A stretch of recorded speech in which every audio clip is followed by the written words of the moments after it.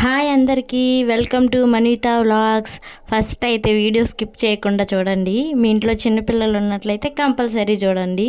ఒక లైక్ చేయండి, సబ్స్క్రైబ్ చేయండి అనమాట. ముందైతే ఈరోజు మా చిన్న దేవాంశ్ కోసం అయితే ఉగ్గులాగా చేస్తున్నాను అనమాట. మకానాతోటి సింపుల్ రెసిపీ.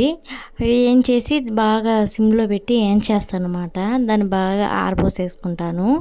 దీంట్లోకి అయితే ఒక 6 బాదం పప్పులు వేసి వేయించుకొని అట్లా మిక్సీ పెట్టేసుకుంటారు అనమాట. ఇదైతే సింపుల్ రెసిపీ అనమాట. ఒక్కొక్కసారి ఒక్కొక్కలా చేస్తారనమాట.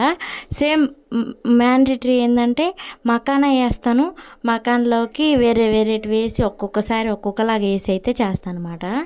అట్లా మిక్సీ పెట్టేసుకొని జల్లించేసుకొని బాక్స్లో అయితే పెట్టేసుకున్నాను అనమాట.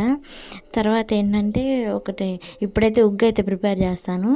దాన్ని తీసుకొని కూర గిన్నెలోకి అయితే ఒక స్పూన్ అయితే వేసుకొని మంచినీళ్ళు అయితే పోసుకొని బాగా ఉండలు లేకుండా అయితే కలుపుకుంటాను అనమాట.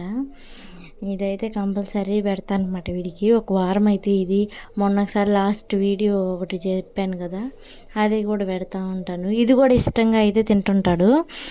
బాదం పప్పు వేయడం వల్ల ఏంటంటే బ్రెయిన్ డెవలప్మెంట్ అయితే ఉండిద్ది అనమాట చిన్నపిల్లలకి.